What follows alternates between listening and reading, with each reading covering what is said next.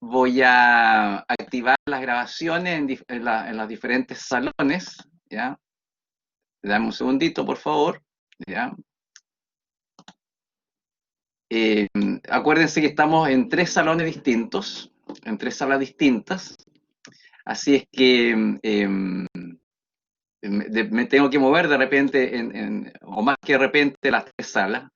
Así que yo les ruego un poco de paciencia si de repente me tupo, ¿ya? Porque habitualmente cuando hago clases tengo una sola sala, porque los alumnos no, no, no son más de 250 personas, entonces obviamente son 60, un grupo mucho más pequeño que esto.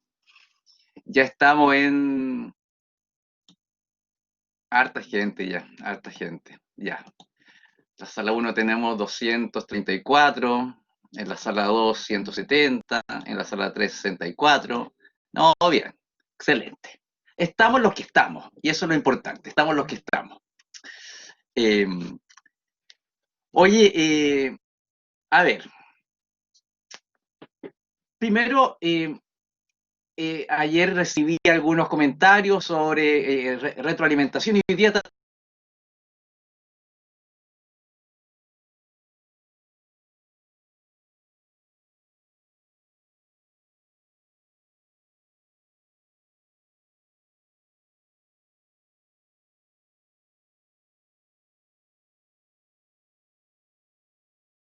mejor al final y eso era más adecuado. Yo estuve pensando y yo creo que es verdad, efectivamente yo creo que es mejor dejarlas para el final, así que vamos a ver si avanzamos. Eh, Vamos a ver, ya puede que ahí me detenga, pero en todo caso, piensen en todo caso igual que eh, hay mucha gente y aunque si, es imposible que todos, a ver, se cayó, parece que una, a ver, deja ver si hay alguna sala que se haya caído, parece que sí, pero volvimos, ya, ok, parece que sí, pero volvimos. Tengo que estar con el WhatsApp del grupo que me está como ayudando. Sí, volvimos entonces. Ya, perfecto. Porque es complicado coordinar tres salas distintas. Pero bueno, estamos. Lo importante es que estamos aquí. Así que bueno, vamos a hacer las preguntas, pero para la gente, bueno, yo sé que hay alumnos míos que están acá, gente que es de Concepción. Estamos transmitiendo desde Concepción, ¿ya? Desde la universidad, bueno, desde mi casa, básicamente, desde donde, el espacio donde yo trabajo, mi biblioteca.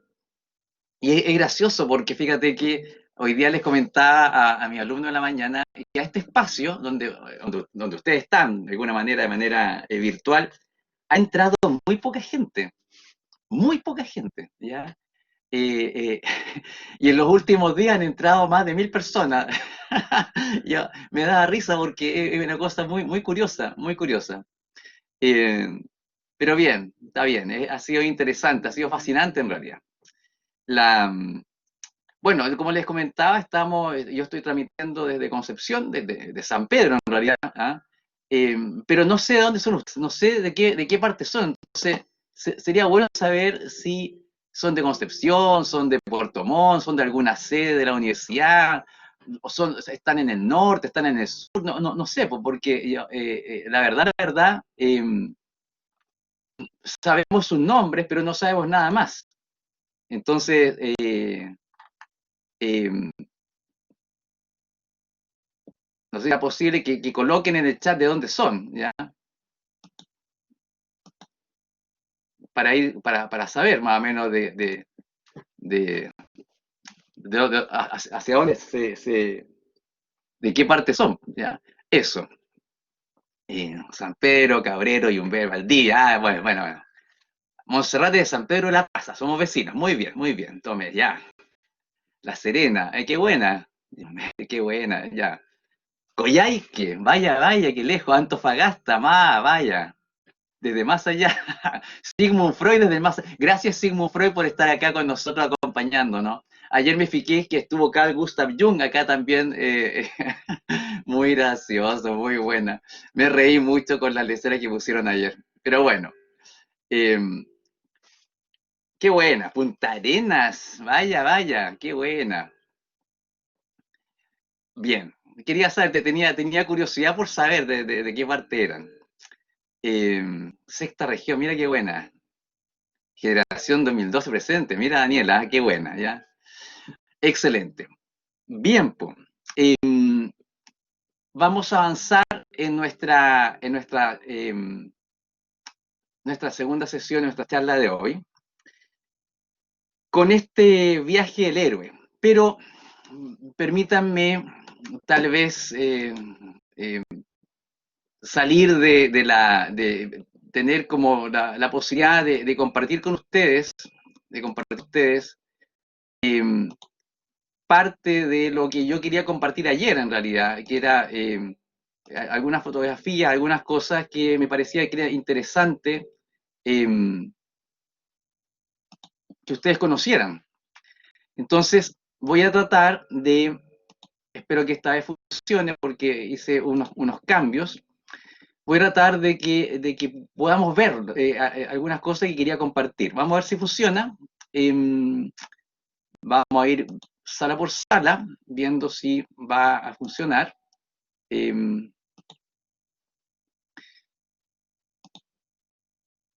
la sala 2, ahora voy a la sala 3. Parece que en las tres salas se ve lo que quiero mostrarles. Bueno, esta es la publicidad que ya todos conocen. Eh, Esa sesión de ayer, eh,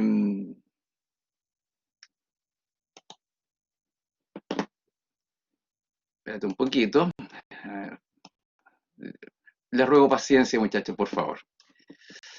Eh, ya, estamos en la sesión 1. Ya, perfecto. Yo les contaba ayer, que el, el, el símbolo, tengo un problema de conexión, parece que sí, se ve en las tres. Vamos a ver, ¿sí? No, parece que estamos bien. Siempre vamos a depender un poco de la capacidad de Internet de darme la posibilidad de llegar a todos ustedes, pero de repente se puede caer y eso no hay nada que hacer. Entonces, esperemos que eso no ocurra. Mira, ayer les comentaba a ustedes, hay una diferencia entre símbolo y signo. Entonces, haciendo un resumen, el, el símbolo es algo distinto al signo. El signo es como el disco pare que ustedes tienen al frente, y este disco pare no amerita ninguna interpretación, porque sencillamente te está indicando que hagas algo muy preciso. No da para ninguna interpretación. Es un signo. Es un signo. Sin embargo, eh, hay otros imágenes que evidentemente se prestan para una distinta interpretación, se prestan para una experiencia diferente. Por ejemplo, si tú tienes ahora frente a ti esta cruz, con esta imagen luminosa de fondo, qué sé yo, eh, algo va a generar. Entonces uno podría decir, no, a todo el mundo le va a generar una cosa como mística. No necesariamente, porque si tú eres musulmán y tú has vivido una situación de mucha opresión por parte de algún grupo cristiano, bueno, probablemente lo que esa imagen represente sea una cosa emocionalmente muy distinta. Entonces, aunque una imagen se preste para diferentes interpretaciones, no necesariamente es un símbolo. Y esto es un tema muy interesante. Desde el punto de vista junguiano, y yo me acuerdo que le mostraba ayer un libro que se llama Lexicon Junguiano,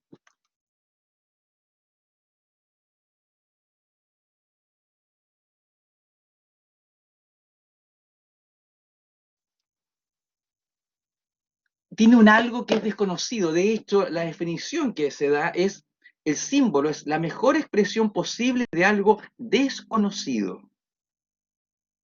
De algo desconocido.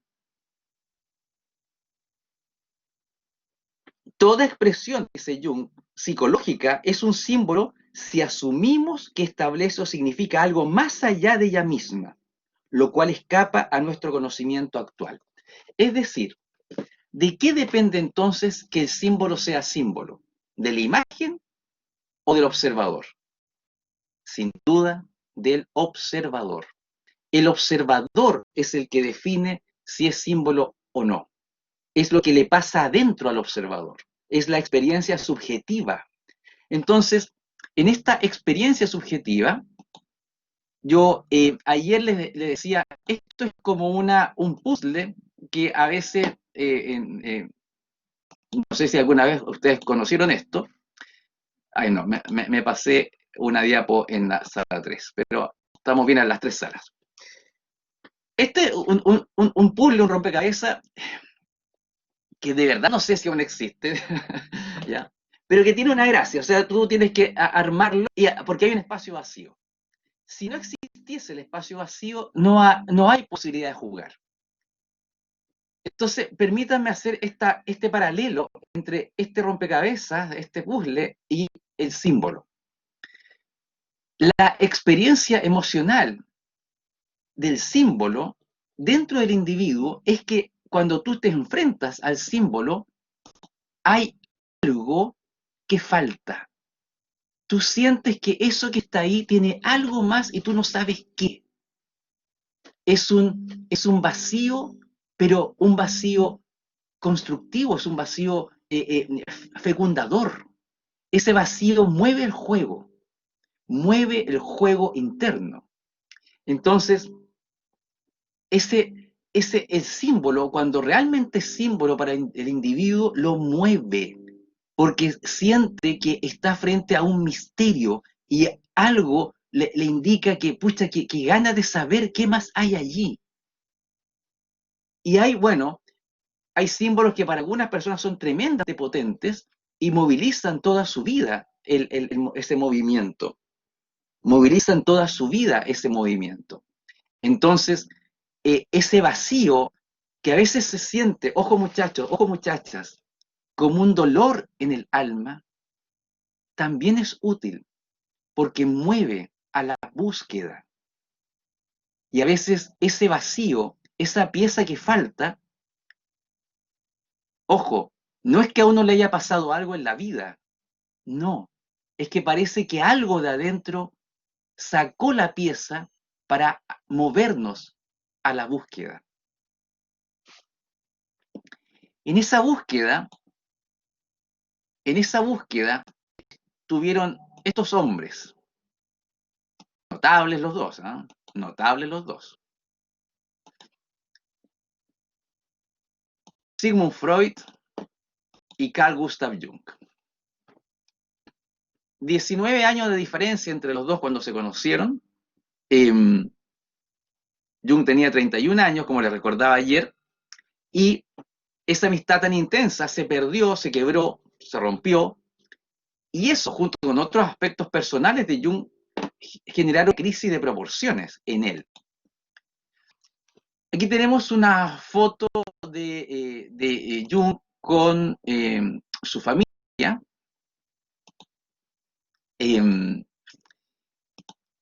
Y en esta foto de Jung con su familia, encontramos a Franz, su hijo, que fue un testigo muy importante de la crisis de su padre, sin saber él que su padre está en una crisis tremenda. Entonces, entonces, yo me acuerdo, ayer les mostraba un libro que se llama Freud y Jung, y en este libro, la autora lo entrevista, y es muy interesante lo que Franz dice. Le voy a leer una parte nomás, yo leí otra parte, fíjate esta parte.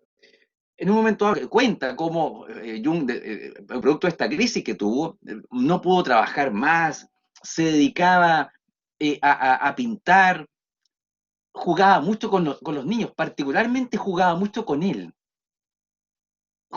De hecho, él lo acompañó muchas veces a la orilla del lago donde vivían, Jung tenía una casa a orillas de un lago, eh, y él lo acompañaba a jugar, y jugaba.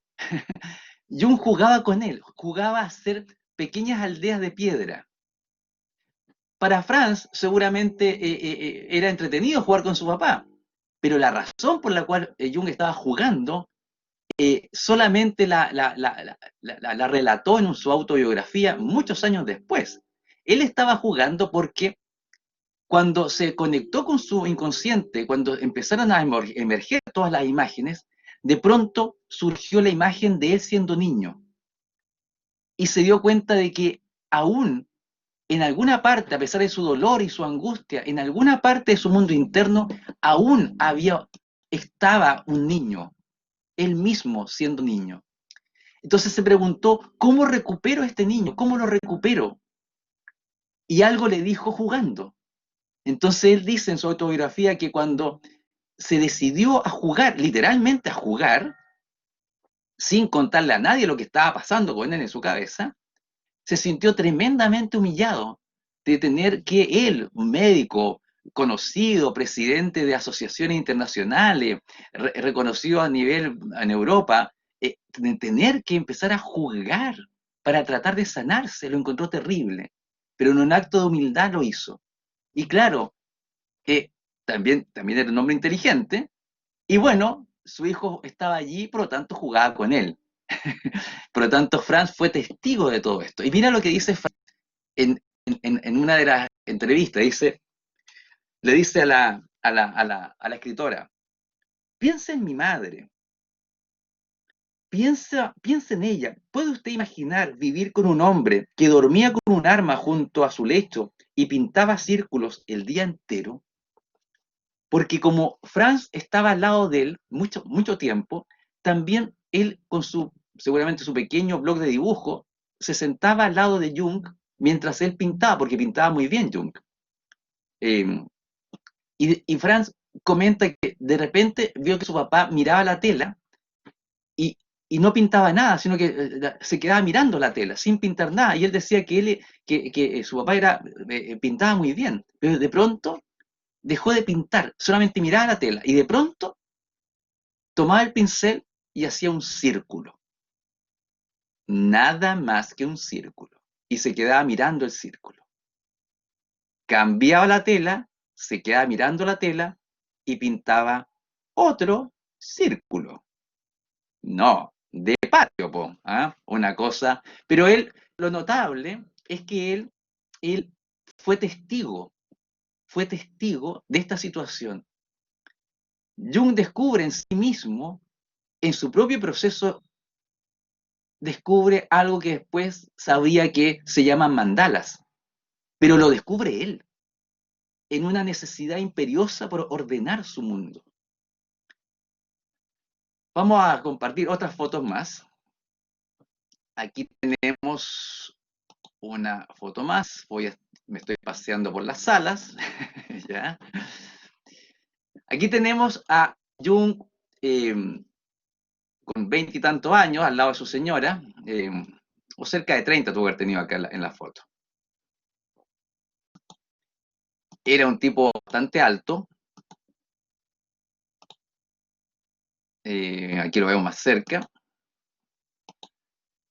Y una de las cosas que la señora de él, Emma Jung, le comentaba a Freud en alguna carta, ella le decía, ella veía cómo llegaban las pacientes a la consulta de Jung y claro, y quedaban como fascinadas con el tipo.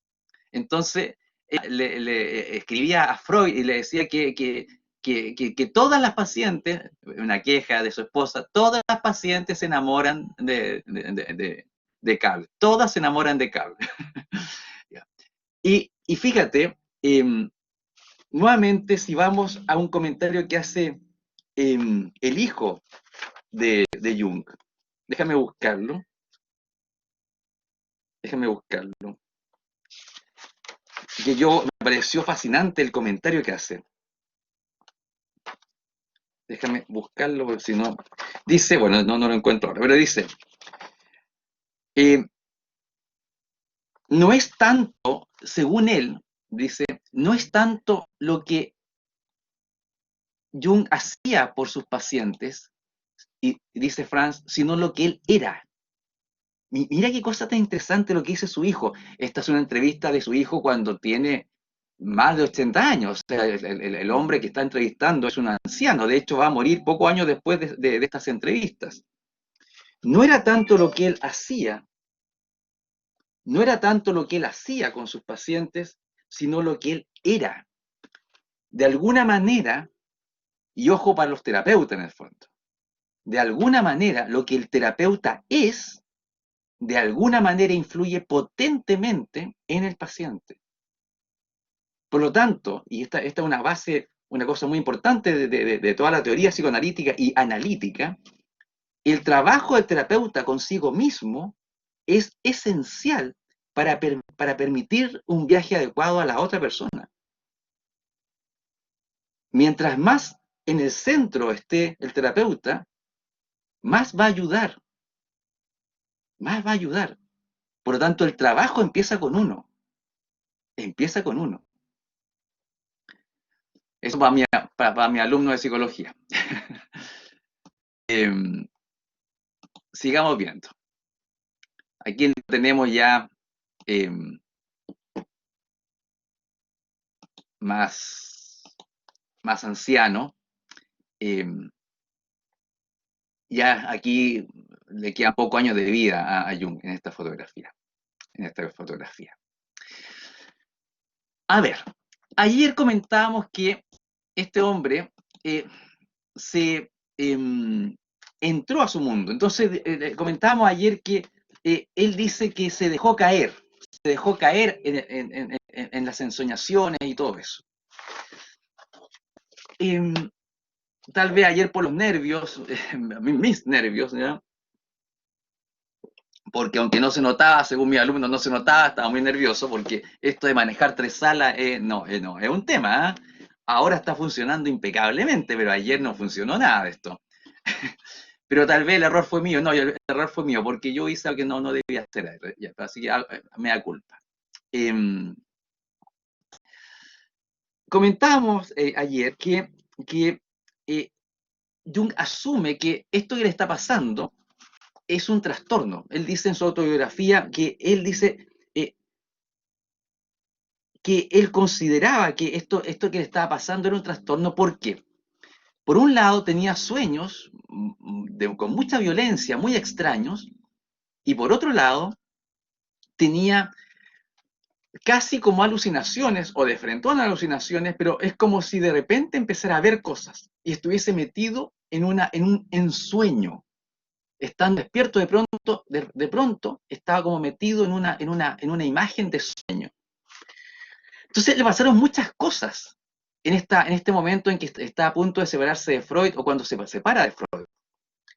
Y una de las cosas que le ocurre, que él relata, es que sueña, permítanme buscar el sueño, que no se lo pude leer ayer,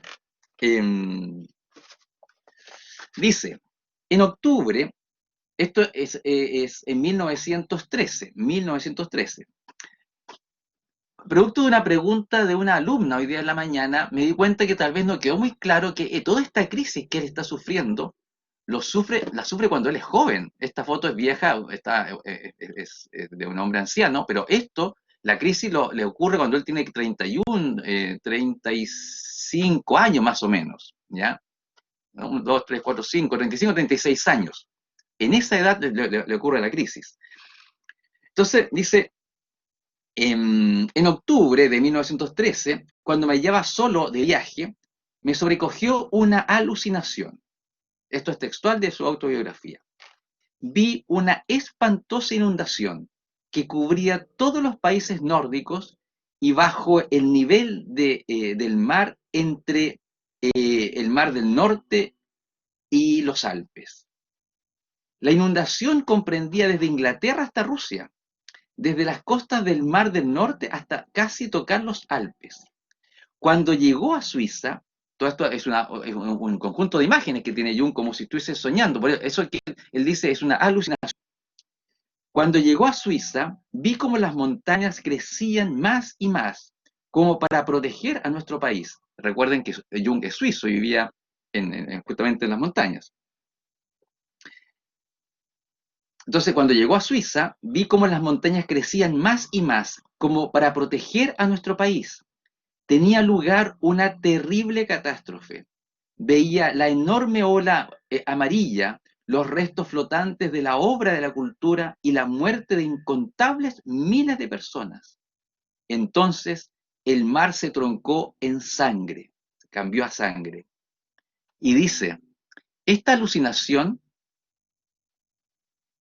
duró aproximadamente, ojo en esto, una hora.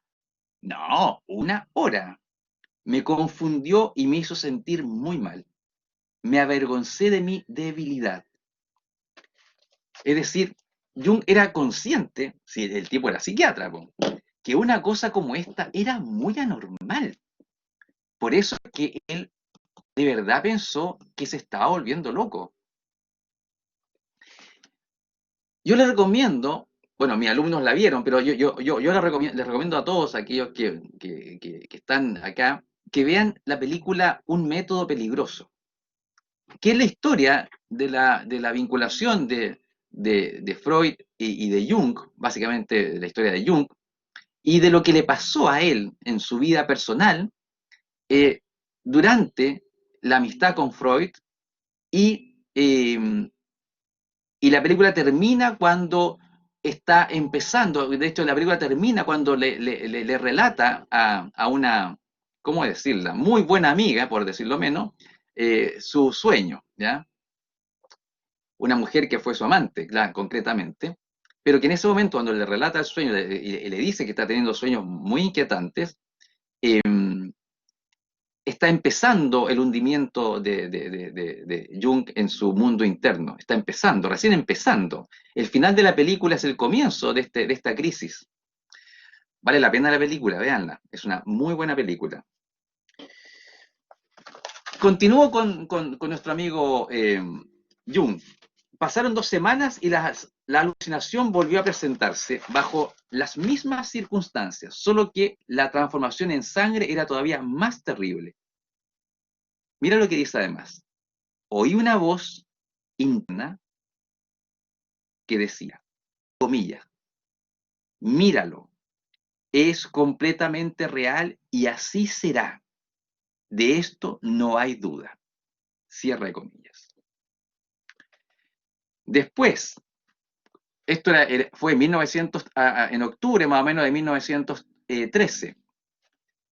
En la primavera europea de 1914, se repitió 3 veces un sueño que en pleno verano sobrevendría un frío ártico, dice Jung en su biografía, y dejaría al país completamente helado.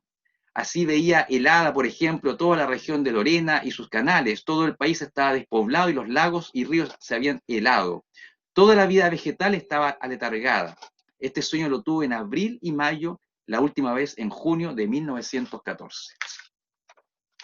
El 1 de agosto de 1914 estalló la Primera Guerra Mundial. Y dice Jung,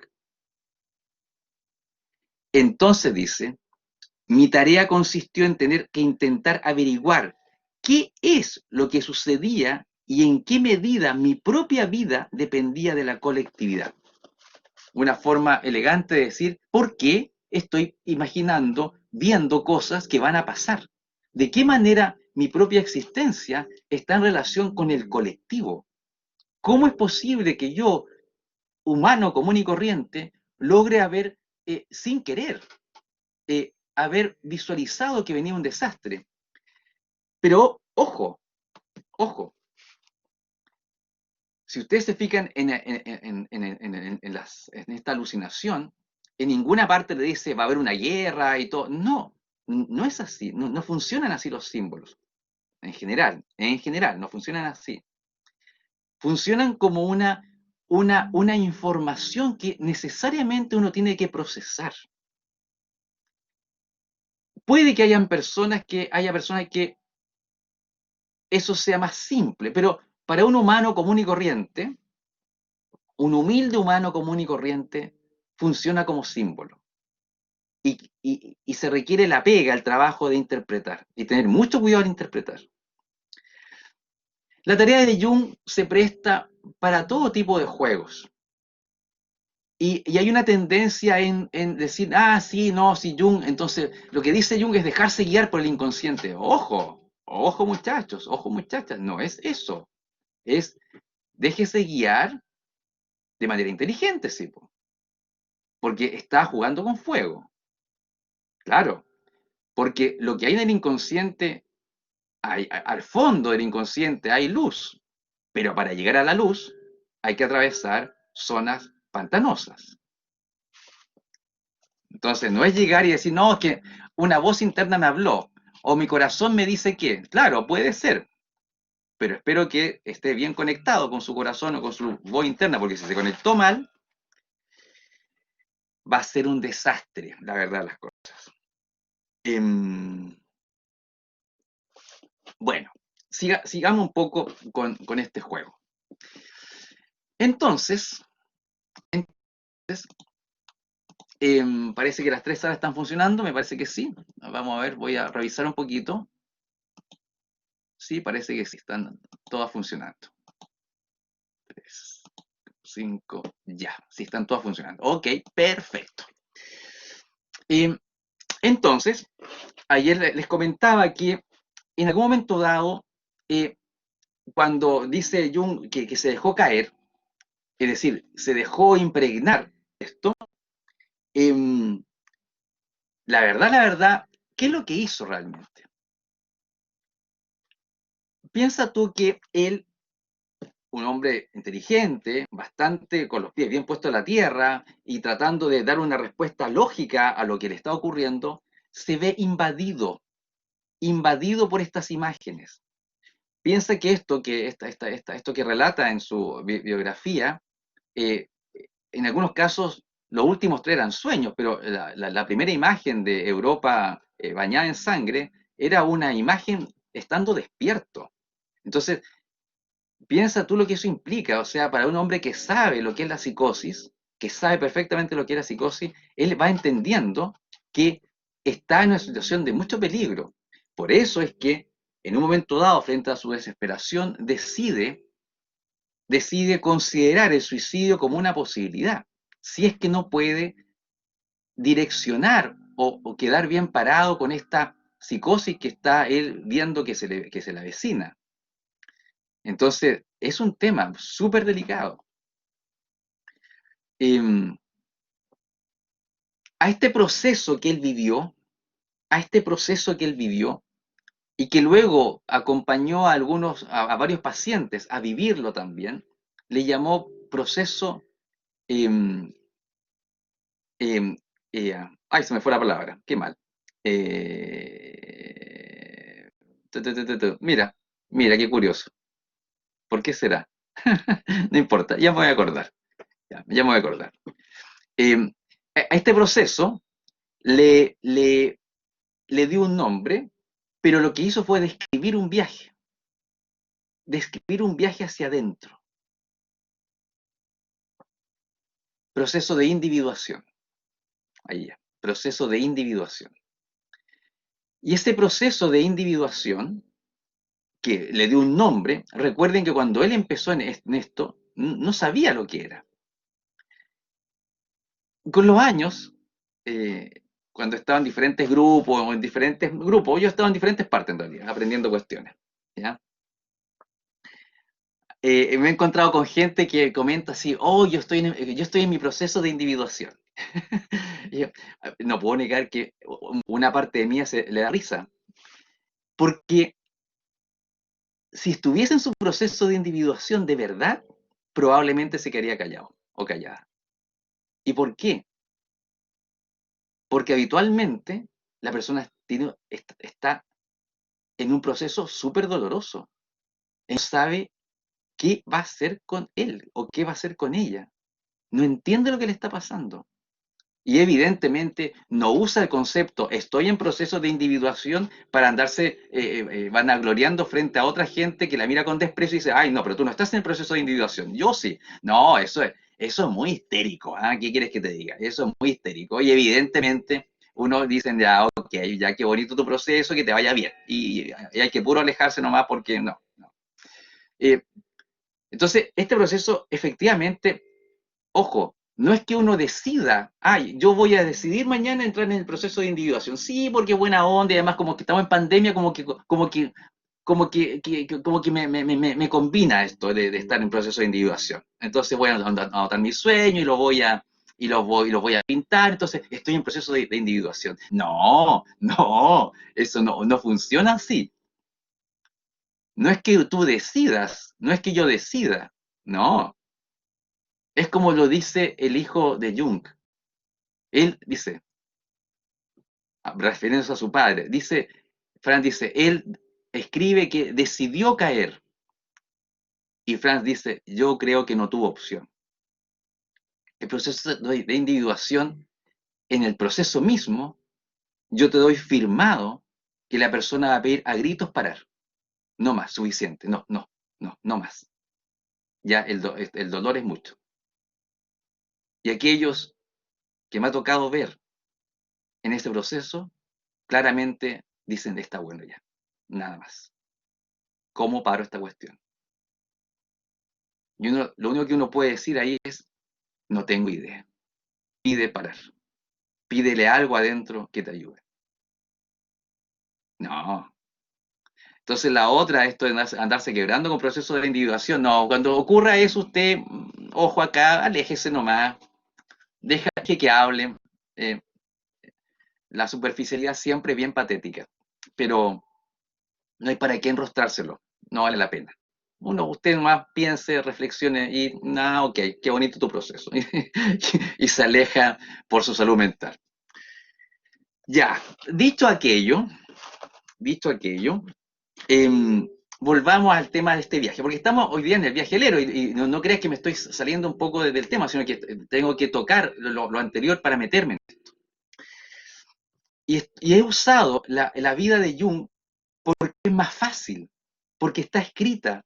De hecho, todo lo que le he dicho de Jung está en el capítulo de Recuerdos, Sueños y Pensamientos, el capítulo que se llama El análisis del inconsciente. Por si alguien lo quiere buscar, si baja el libro, si lo compra, no tengo idea. Pero todos estos sueños que yo les he relatado están en este capítulo. Es una síntesis muy buena que él hace de una parte tan importante de su vida. Entonces, él dice en un momento dado, me dejó caer. Y su hijo le dice, y piensa, no, él no se dejó caer, no tuvo opción. Yo coincido con Franz, yo creo que no tuvo opción. Sencillamente luchó hasta el final y no pudo hacer más. Pero la caída de Jung es muy interesante, cómo lo hace. No, y ahí se nota lo notable del tipo, ¿ah? Notable. Porque ocupó los elementos que él tenía. Él pintaba, por lo tanto podía dibujar sin problema. Era una habilidad que él ya tenía. Él escribía, no tenía problema en escribir. Por lo tanto, podía escribir lo que le estaba pasando. Y se valió de estas dos cosas, escribir y pintar. Y además, algo que en ese momento se le ocurrió porque al parecer le salía solo. Estas alucinaciones que surgían espontáneamente de él, desde dentro de él, y que lo inundaban, un día aparentemente decidió, ok, se deja caer y empieza a imaginar que se mete en la alucinación. Entonces empieza, ojo en esto, conscientemente a tomar una parte de la alucinación o una parte del sueño o una parte de las imágenes eh, para viajar a ese mundo de imágenes. Entra a ese mundo de imágenes con la siguiente idea. No tengo idea qué va a pasar, pero asume, mira tú, asume que aquello que va a ocurrir, él no lo controla.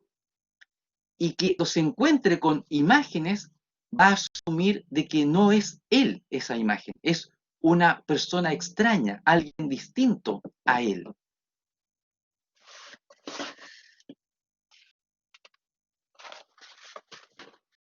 Y mira lo que dice acá, te vuelvo a leer en la página 212 de su autobiografía. En la medida en que lograba traducir mis emociones en imágenes, es decir, hallar aquellas imágenes que se ocultaban detrás de las emociones, sentía tranquilidad interna. Es decir, él tradujo, de alguna manera convirtió en su mundo interno las emociones, este mar de emociones, este enredo de emociones en imágenes. Eso lo hizo conscientemente para tener un poco de orden interno. Lo tradujo, lo convirtió en imagen. A la angustia le dio una imagen. Fíjate, le dio una imagen. Inventó una imagen. Si me hubiera abandonado, dice Jung, por completo a mis emociones, si me hubiera abandonado por completo a mis emociones, lo más probable es que hubiera sido destrozado por las actividades del inconsciente. Ojo en esto. Esto de que yo siento y punto, no, no es tan simple. Hay que trabajar. Es pega esto. Esto es trabajo interno. Trabajo interno. Quizás los hubiera podido separar, pero entonces habría caído irremisiblemente en una neurosis y finalmente sus contenidos me hubieran destruido. Y mira cómo llama, cómo él llama lo que él hizo.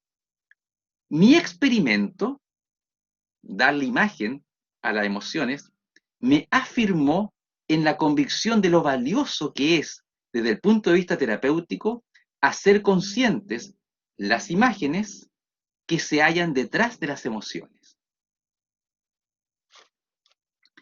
Más abajo señala, no me quedaban más recursos que anotar todo en el mismo estilo elegido por el inconsciente. Es decir, si él sentía que el inconsciente le hablaba, por ejemplo, en vez de decir, le hablaba como en español antiguo, estáis un poco emocionado, usando mucho el vosotros, él escribía así. No, no lo cuestionaba, lo dejaba fluir.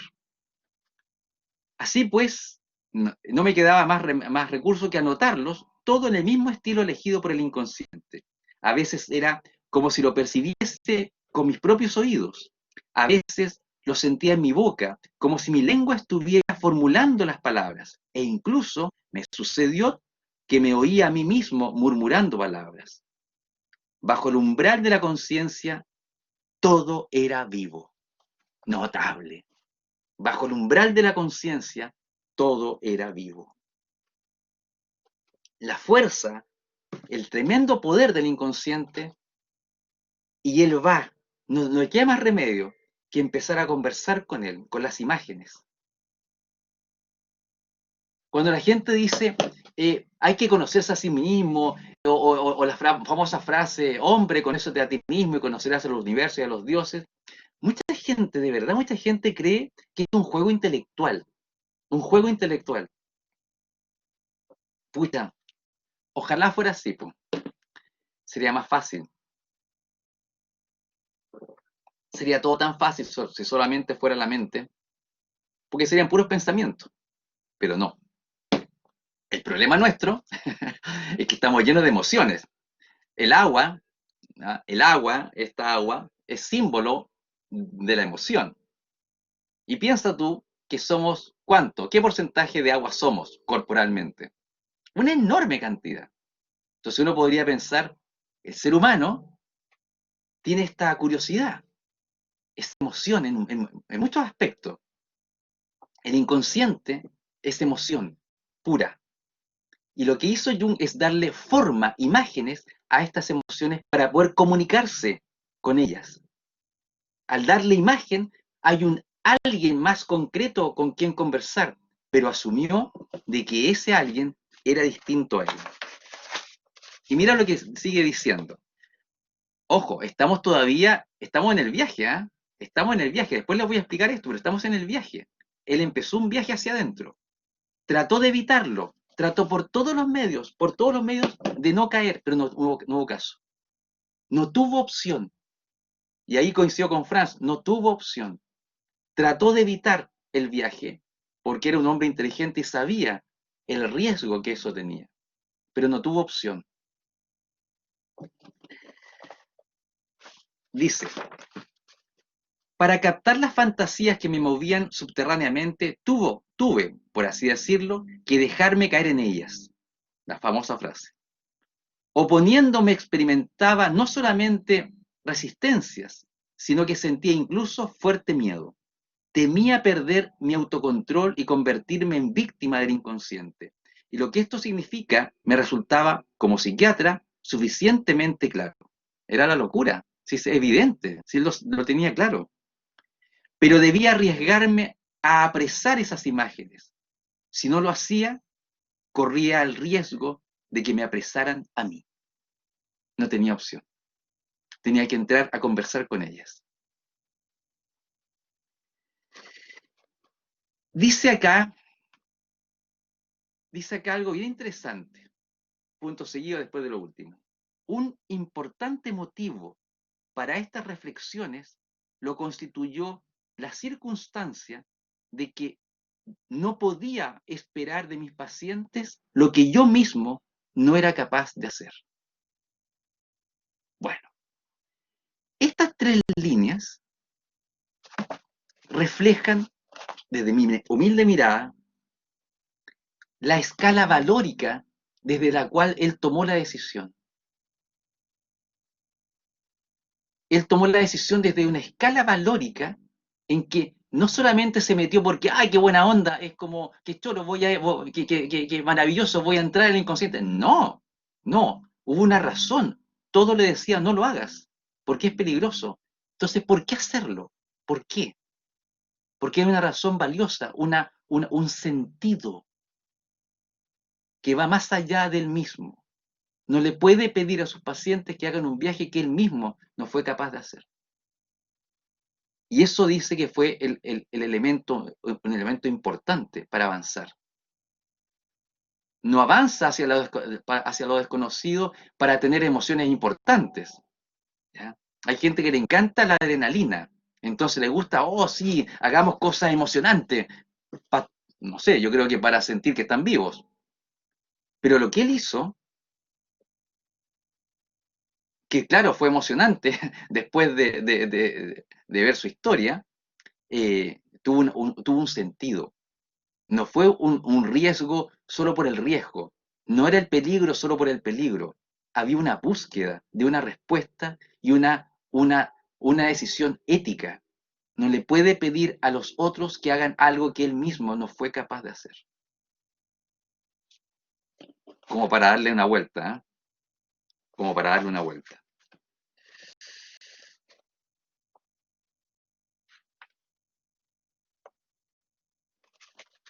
Estoy terminando esto para poder explicarle y mostrar los dibujos que... para captar las fantasías, me representé muchas veces, o sea, se imaginó muchas veces una pendiente, como que bajaba. Una vez, para llegar a las profundidades, fueron necesarios muchos intentos, o sea, no lograba llegar al fondo, entonces volví a imaginar y volví a imaginar y pasaba tiempo y volví a imaginar. La primera vez alcancé, por así decirlo, una profundidad de 300 metros. La siguiente fue ya una profundidad cósmica. Era como un viaje a la luna o como un descenso al vacío. Y aquí empieza lo interesante según yo. En primer lugar, se presentó la imagen de un cráter y tuve la sensación de estar en el país de los muertos. Al pie de una peña divisé dos figuras, un anciano con barba blanca y una hermosa chiquilla. Hice acopio de todo mi valor. Piensa, se está imaginando él y se supone que cuando yo imagino cosas, bueno, yo pongo las cosas ahí porque es mi imaginación, pero de repente voy imaginando y aparecen cosas que yo no he puesto ahí. Y en eso estaba Jung. Se supone que si él imagina alguna cosa, eh, todo lo que imagina lo puse yo ahí. Pero ya con tanta alucinación y con tantos contenidos que surgían, se daba cuenta de que de repente habían cosas que él nunca había puesto ahí, y que no entendía por qué estaban ahí. Bueno, y ahí se encuentra con este anciano y con esta chiquilla. Dice, hice acopio de todo mi valor y fui a su encuentro, y acá, muy importante lo que dice, como si fuesen hombres auténticos. Atentamente escuché lo que me dijeron, como si fueran personas verdaderas. Un, un algo adentro que es distinto a mí. Y humildemente escucho qué quieren decir o qué están dispuestos a conversar. Escuché lo que me dijeron. El anciano explicaba que era Elías y ello me produjo un shock. La muchacha me desconcertó aún más, pues se llamaba Salomé. Era ciega. Qué extraña paradoja, dice él. Salomé y Elías. Elías aseguraba que él y Salomé se pertenecían mutuamente desde la eternidad, y ello me confundió totalmente. Con ellos vivía una serpiente negra que manifestó visible inclinación hacia mí. Me dirigí a Elías, fíjate, está conversando con sus propias imágenes y empieza a cuestionar qué es esto. Obvio, si es un tipo que no quiere volverse loco. Po. Me dirigí a Elías eh, porque parecía ser el más sensato de los tres y parecía disfrutar de buena inteligencia. Frente a Salomé sentía desconfianza. Elías y yo tuvimos una larga conversación cuyo sentido yo no podía captar. Después de estas imágenes, tuvo algunos sueños, Jung, y apareció en un sueño, pero esta vez en un sueño, ¿sí? Otra figura del inconsciente. Se había originado a partir de la figura de Elías, se llamaba Filemón. Filemón era un pagano que aportaba una influencia helenística con matiz gnóstico. Su figura se me apareció por primera vez en un sueño. Bueno, todo esto que vivió él en este tiempo y estas conversaciones, las fue dibujando.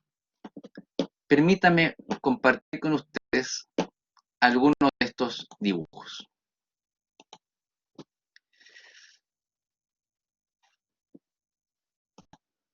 Va dibujando porque no encontraba seguramente otra forma de poder entender lo que le estaba pasando y porque las imágenes que venían espontáneamente eran tan raras que él no entendía nada, solo las dibujaba, las dibujaba y escribía.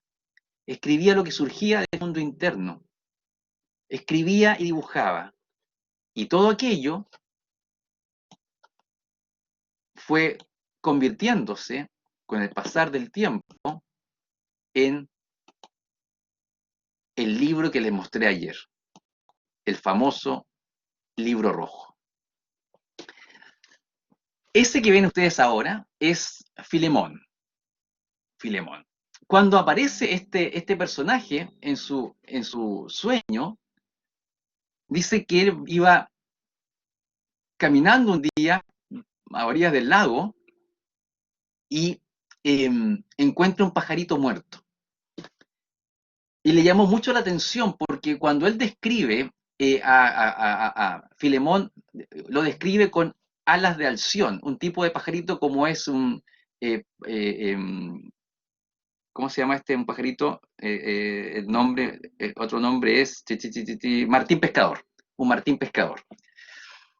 Y el pajarito que encuentra muerto era una alción. Entonces él le llama mucho la atención que, que curiosamente esta casualidad de haberse encontrado con esta ave que tampoco era de la época, ¿ya? No, es como encontrar una avecita de primavera en un periodo que no es, le llamó la atención. Estas casualidades Jung después las va a estudiar y les llamará sincronías. Es decir, el mundo exterior va mostrando cosas que están pasando en el mundo interior. Hay una sincronía misteriosa entre lo que está pasando afuera y lo que está pasando adentro. Casualidades, casualidades significativas. De hecho, tiene un libro sobre sincronicidad, Jung. Entonces, como se dan cuenta, él va pintando todo esto. Por eso es que el arte es tan importante. Y en algún momento dado, él escuchaba que internamente una parte de él le decía que esto que estaba haciendo era arte y que por lo tanto era como un artista. Y fue organizándose internamente porque le dio forma a esta voz o esta emoción que escuchaba y la transformó en una mujer eh, como una guía interna. Eh, pero eh, eh, él sentía que no siempre esta guía era muy adecuada, porque requería, frente a sus insinuaciones o a sus impulsos, igual ponerle cabeza y pensar un poquito lo que significaba que él fuese un artista, porque un artista muestra su obra, ¿verdad? En muchos aspectos, pero él no mostró su obra. De hecho, todo el libro rojo nunca lo publicó, se fue publicado en 2009. Pero aquí tenemos lo que él fue dibujando su proceso. Aquí tenemos un barco navegando, pero hay un símbolo allí asociado con el mundo egipcio. Abajo, lo que vemos, fíjate, debajo hay un pez gigante. No sé si pueden verlo, pero abajo, que parece que fuese una parte del mar, en realidad es un pez gigante. Está viajando, Jung está viajando a algún lugar, pero no sabe dónde. Solo sabe que no tiene más remedio que viajar. Está atrapado en algo que se llama el viaje del héroe.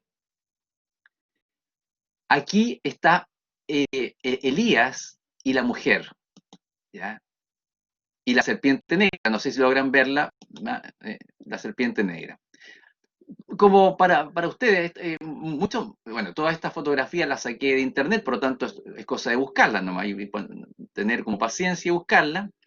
Y así que no hay nada acá que no puedan conseguir solito en alguna parte, así que tranquila. Eh, Fue pintando, fue dibujando su proceso, fue dibujando su viaje y de alguna manera nos fue dejando un mapa, un mapa del viaje. Y eso yo creo que algunos de nosotros tenemos que agradecerle profundamente lo que él hizo, porque entrega respuestas o una forma de enfrentarse con el mundo interno que nadie había hecho. Y lo que hace maravilloso su aporte es que no es un mero juego intelectual, no. Él lo que relata a través de su teoría es su vida. ¿Servirá este mapa para todo el mundo? Y ayer yo les decía, no, no. Él, a veces uno no necesita de esto, pero el mapa permite a aquellos que están en un viaje interno. Y este viaje es un viaje que implica algunos peligros, por no decir que implica peligros. Eh, si ustedes se dan cuenta, ha funcionado re bien el paso de las diapositivas. Yo encuentro maravilloso, maravilloso, porque no, he podido avanzar sin ningún problema. No digamos más para que no se caiga el sistema, pero ya. Eh, Todo esto es del libro rojo. Todo esto es del libro rojo. ¿Ya? Eh,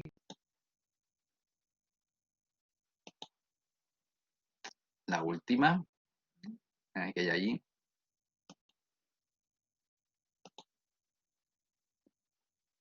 La última.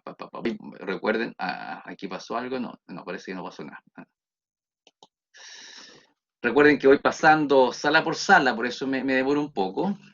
Eh, Tengo que revisar que estén todas iguales, ¿ya? Bueno, si ustedes se fijan, aquí se va produciendo un proceso. Él dibuja un proceso, su proceso, su proceso. En el chat deberían aparecer de repente algunas preguntas. Si tienen alguna pregunta, háganla a través del chat, por favor. Entiendan que hay muchas personas, entonces eh, me parece que hay dos, cuatro, eh, déjame ver cuántos hay, casi 300, 200, 3, 4, 5, más o menos hay más de 500 personas escuchando la charla. Entonces, si hicieran cada uno una pregunta, bueno, evidentemente es imposible, o sea, pero pregúntenla.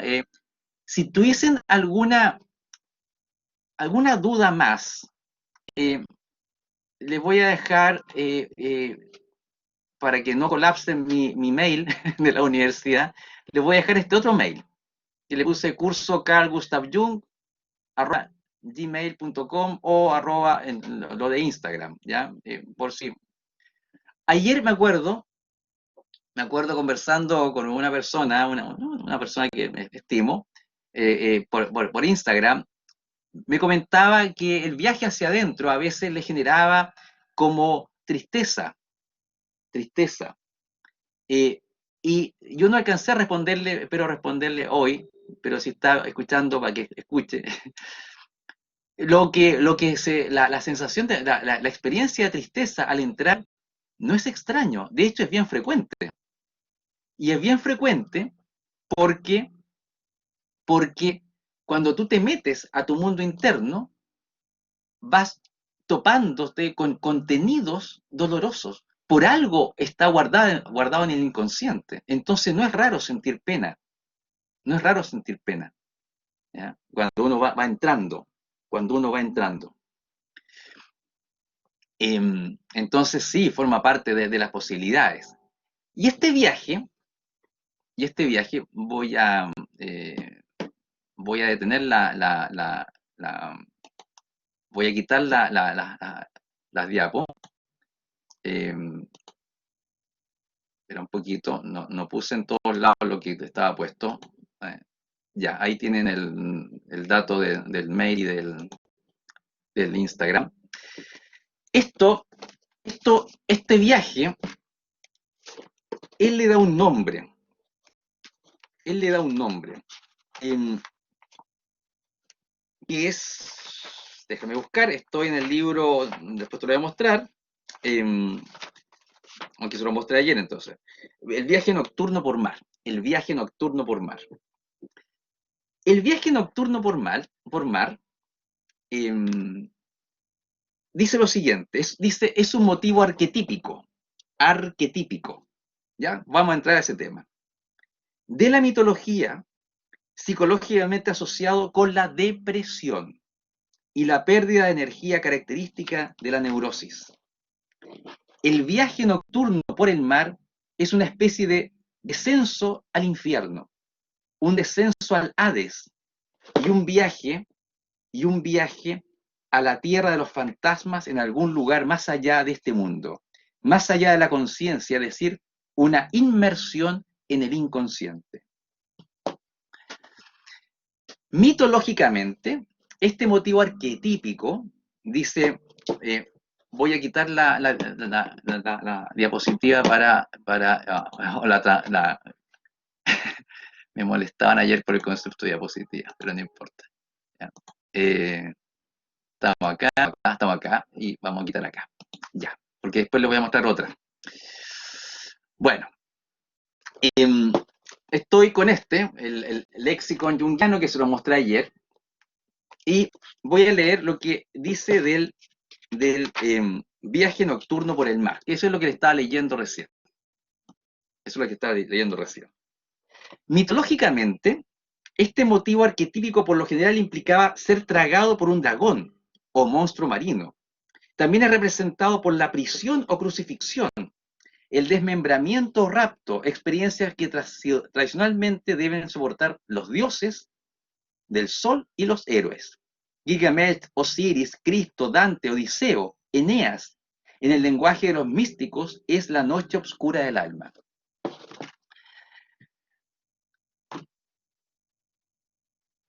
La noche oscura del alma. Bueno, La experiencia de la noche oscura del alma que implica este viaje, no, po, no es para andarlo contando a los amigos que uno diga, hoy sí, fíjate, estoy en la noche oscura del alma. No, no, no. No, eso te deja atrapado, destruido en un rincón, sin saber qué hacer, porque has caído, te has hundido dentro de ti, no sabes cómo salir. No sabes cómo salir.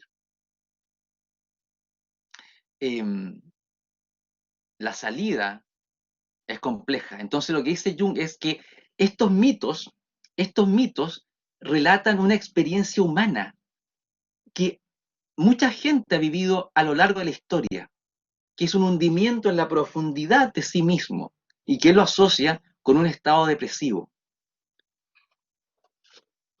Jung interpretó simbólicamente estas leyendas como ilustraciones del movimiento regresivo de la energía en un brote de neurosis y su progresión potencial. Es decir, estas leyendas lo que están mostrando, dice Jung, es el hundimiento en la profundidad de nosotros mismos.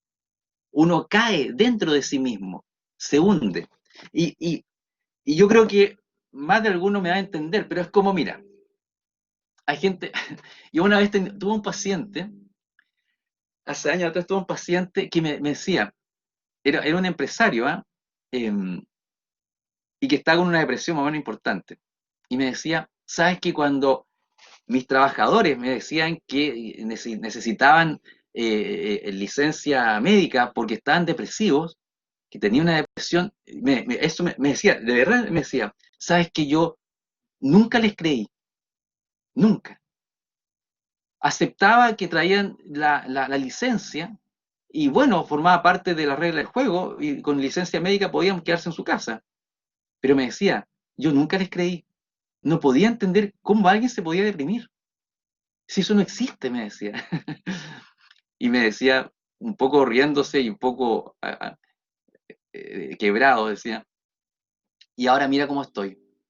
Estoy igual que ellos, ahora logro entender.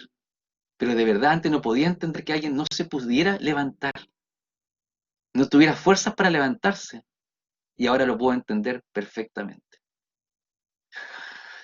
Qué duro camino eh, tuvo que tener este hombre para lograr algo que nosotros podríamos denominar humanidad.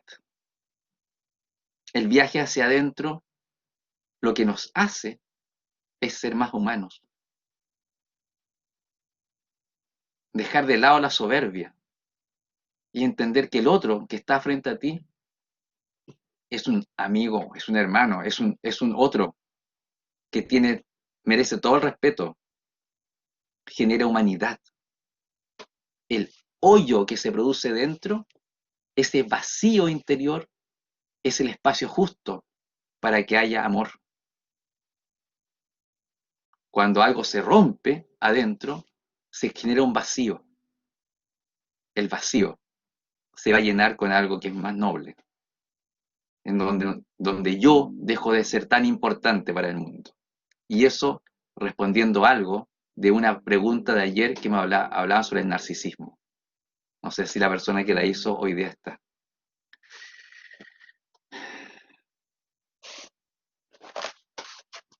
Les leo una última cosa de su biografía.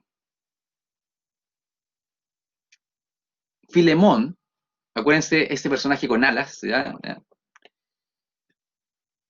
Me llevaron al convencimiento de que existe otras cosas en el alma que no hago yo, sino que ocurren por sí mismas y tienen su propia vida.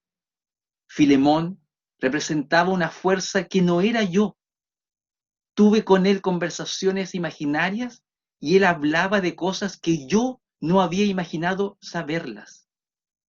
Me di cuenta de que era él quien hablaba y no yo. Él me explicaba que yo me comportaba con mis ideas como si las hubiese creado yo mismo, mientras que en su opinión estas ideas vivían su propia vida como los animales en el bosque o los hombres en una habitación o los pájaros en el aire. Comillas. Si ves hombres en una habitación, si no se te ocurriría decir que los has hecho o que eres responsable de ellos, me explicó. Así, dice Jung, iba yo familiarizando paulatinamente con la objetividad psíquica y la realidad del alma. A través de las conversaciones con Filemón, se me hizo patente la diferencia entre yo y mi objeto ideológico. También él se me presentaba objetivamente, por así decirlo, y comprendí que hay algo en mí que puede expresar cosas que yo no sé ni sospecho, cosas que quizá vayan dirigidas incluso contra mí. A esa altura ya Jung está en otra situación. Eh, Estaba ya conversando humildemente con los contenidos internos.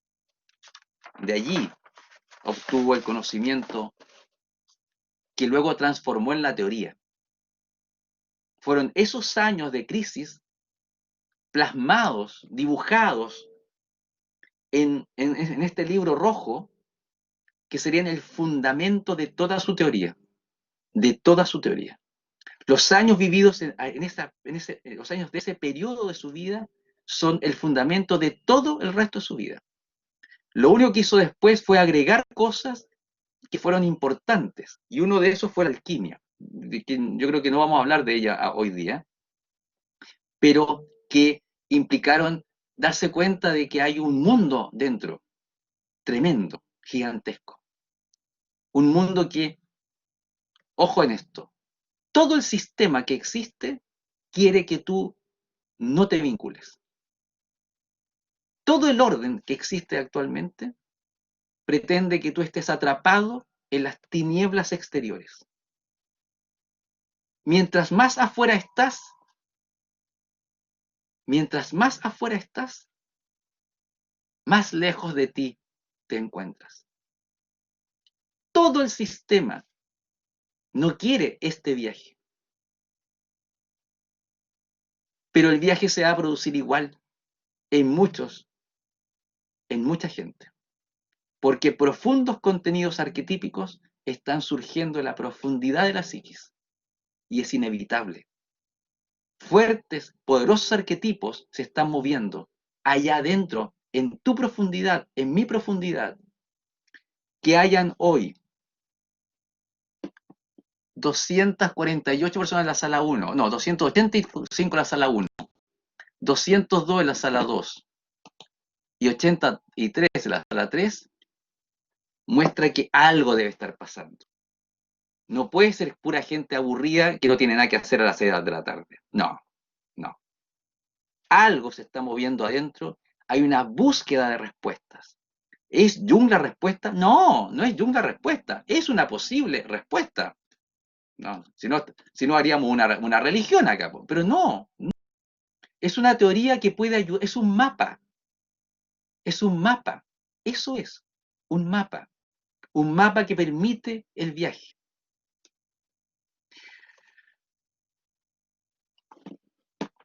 Déjenme mostrarle un, un PPT más. Ahí vamos a ir como rapidito en ese PPT, eh, porque me estoy quedando sin tiempo, estoy viendo que son ya 10 para las 8. Eh, el año pasado, eh, sí, el año antepasado también, he hecho un taller en la Universidad de San Sebastián, eh, que le puse cine y el viaje del héroe, o psicología y el viaje del héroe. Deja mirar exactamente qué nombre le puse. Cine y el viaje del héroe. Cine o cine y psicología, ¿ya?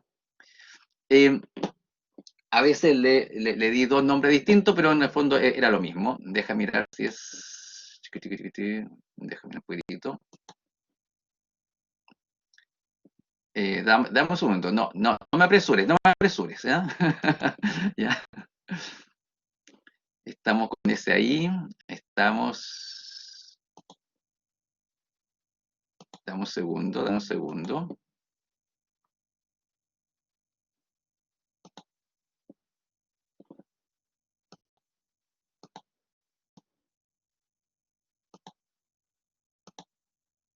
Dame un segundito, por favor. Te conté que estoy en tres salas al mismo tiempo, ¿no? Tiene, tiene ese pequeño detalle esto. Ya, ya, ok. Hicimos un taller de cine y psicología, eh, en donde de alguna manera les quería mostrar a los estudiantes, y eso fue un taller para cuarto medio, me acuerdo, que incluso en las historias del cine, que uno dice son tan distintos, Harry Potter, ¿cómo se llama esta? El de Avengers y esta otra película, la de más arriba, ¿cómo se llamaba? No me acuerdo. Sin Sajo, me acuerdo que era una. Esta saga, Los Juegos del Hambre. Los Juegos del Hambre. ¿Qué tiene de parecido esto? Bueno, tiene de parecido que las tres historias se basan en el viaje del héroe. El viaje del héroe es el viaje de todos nosotros, es tu viaje, es mi viaje, es el viaje de nuestra vida. Cuando uno se ve enfrentado, obligado, impulsado a una aventura que tal vez quisiera no dar, o tal vez que pensó que era fácil y no era tan fácil la cosa.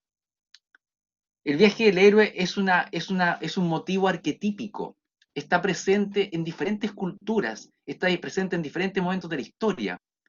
Y esto es lo que ha hecho el cine cuando ha mostrado estas historias. Tienen elementos comunes y me tomé la libertad de ocupar un texto que está en internet, que se llama El viaje del héroe. Se los voy a mostrar dentro de un momento el librito, en donde se va mostrando cómo el cine ha ocupado las, la historia del viaje del héroe para organizar argumentos de algunas películas. ¿Y quién es el responsable de eso? No de las películas, sino que de esta historia del viaje del héroe, este caballero que se llamaba Joseph Campbell, y Leo fue uno de los mitógrafos estadounidenses más conocidos del siglo XX. Su trabajo se sitúa en el ámbito universitario y académico. Fue escritor y profesor. Examinó cientos de mitos y leyendas, desde Grecia a los incas, pasando por las sagas islandesas y las epopeyas de la India. Buscó los puntos comunes entre todas las historias a partir de la antropología y de la psicología, del psicoanálisis, y encontró así un patrón que se repetía en muchas historias de cualquier continente y cualquier época.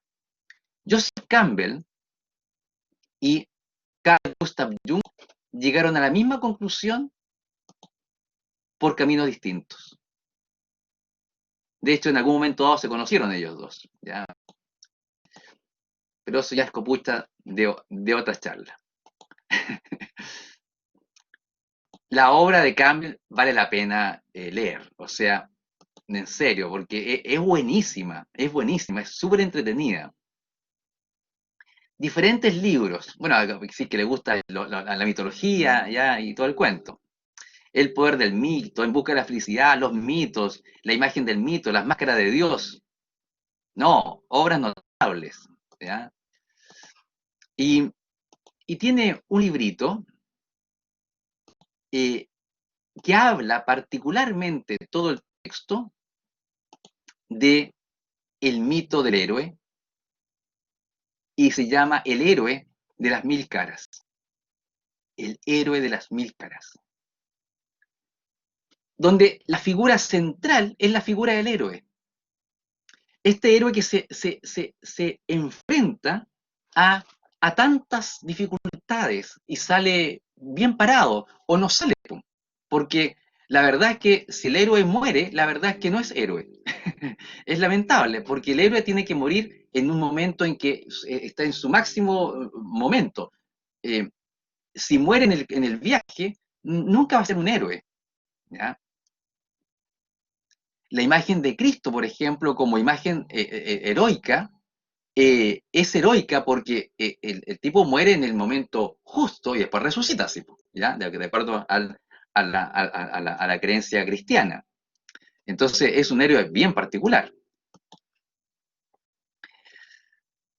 Entonces, el camino del héroe es un camino de tres momentos: separación, iniciación y retorno. Es decir, en algún momento dado inicia el viaje, este viaje hace que él cambie internamente y luego tiene que volver al mundo. Y más o menos se grafica como lo voy a mostrar ahora. Estoy cambiándome de sala, por eso que me he demorado. ¿Ya? Ya, tenemos las tres salas en el mismo punto, excelente. Comienza el viaje del héroe con una comodidad. El héroe está relativamente cómodo en su mundo, está tranquilo, y de alguna manera llega una crisis. La crisis puede ser de muchos tipos, pero llega una crisis. Una crisis que evidentemente no es agradable para nadie, po. Es como decir ahora, bueno, estamos dentro de una pandemia, perdón, y eso es bueno o es malo. No sé, po, ¿cuántos de ustedes ya les gustaría juntarse con sus amigos, ir a tomarse un buen café, o una cerveza, o no sé qué, jugar a la pelota, poder ir no sé, po, al estadio por último?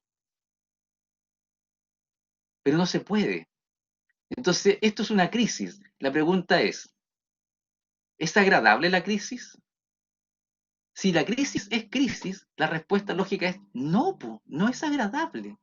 A nadie le gusta estar en crisis. El héroe está aparentemente cómodo en su mundo y le viene una crisis. Algo ocurre. Y esa crisis implica una caída, un hundimiento.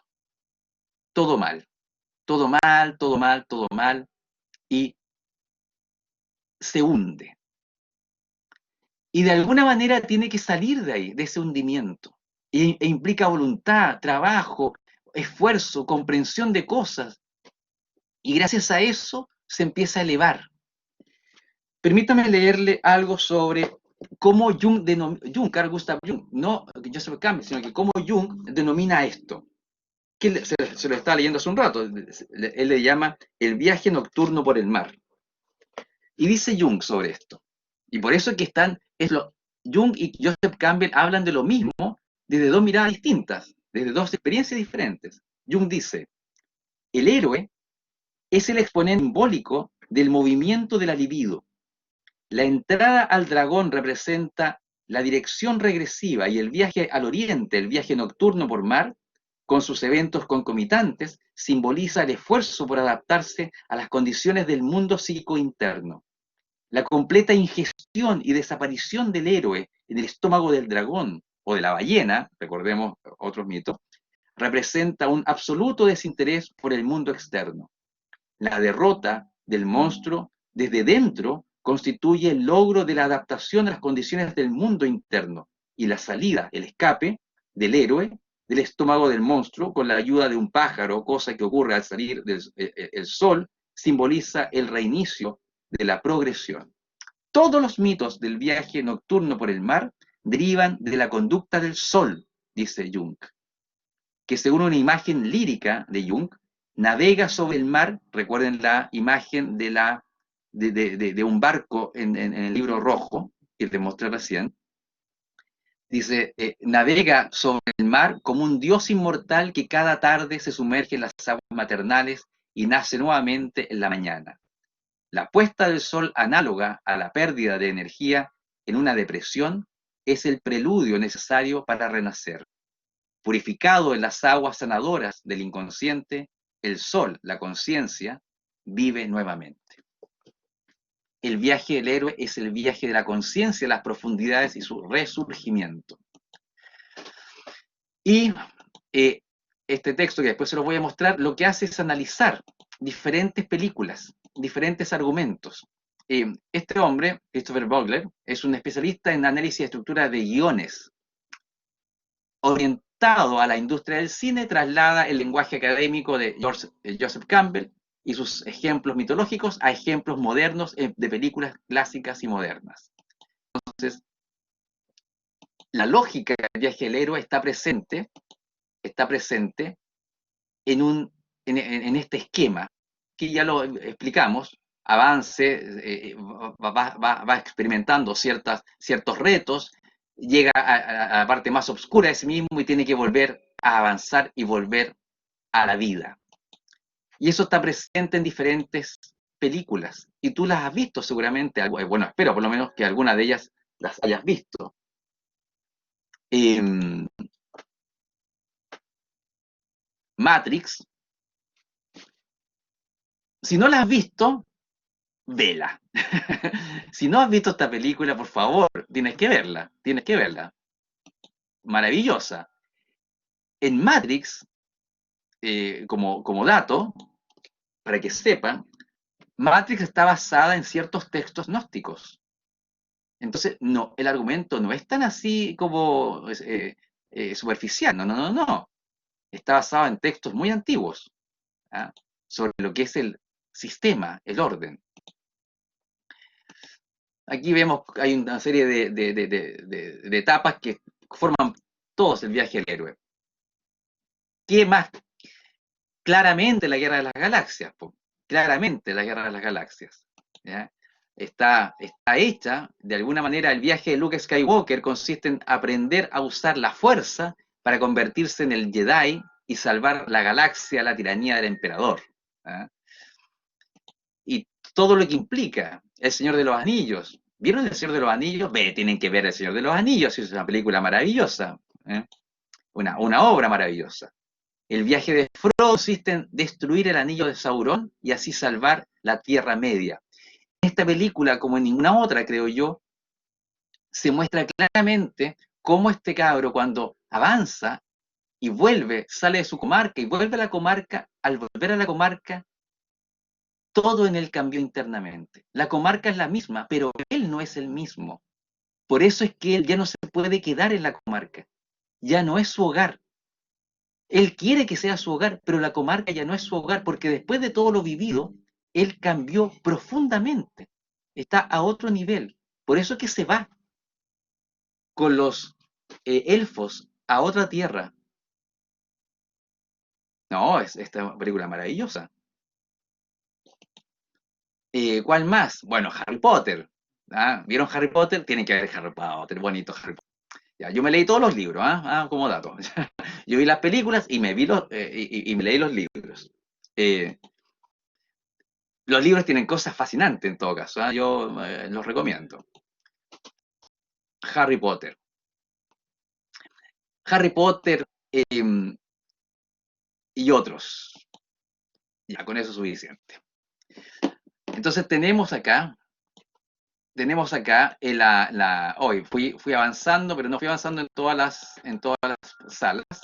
Déjame avanzar en algunos. ¿Ya? Em, perfecto. ¿Ya?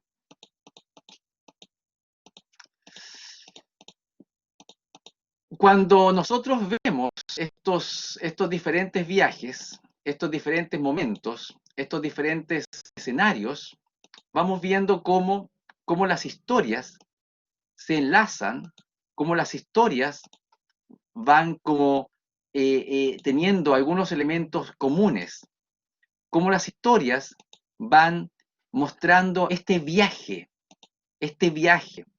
Este es el viaje que, aunque se refleja en diferentes historias, muestra un proceso psicológico muy profundo, el proceso psicológico de transformación.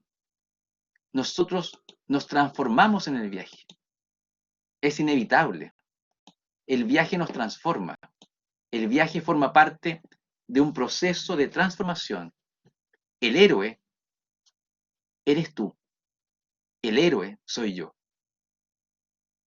Y en ese proceso de cambio y transformación estamos todos, de una u otra manera, cada uno de nosotros, de una u otra manera, enfrentados a un desafío.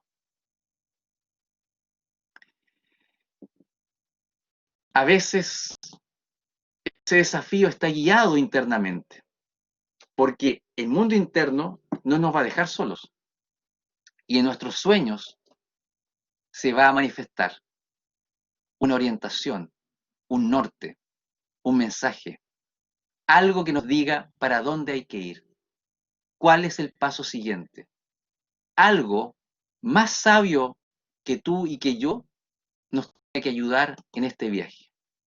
Y humildemente hay que escuchar. Y para eso, notablemente, están los sueños.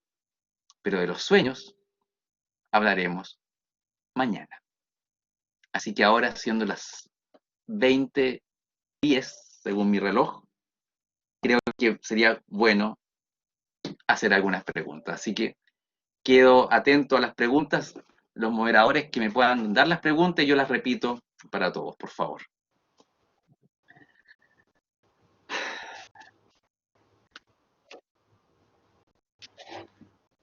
¿Alguna pregunta?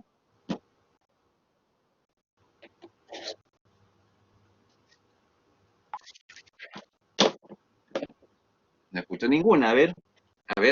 Me están mandando. Luis, te la Ok, mando por acá, no sé qué le pasa a mi micrófono. ya. Te escucho, sí, Fran. A ver, ¿tú me la dices o me las mandas por ¿Me escuchas? Yo te escucho, sí, Ah, te ya. escucho.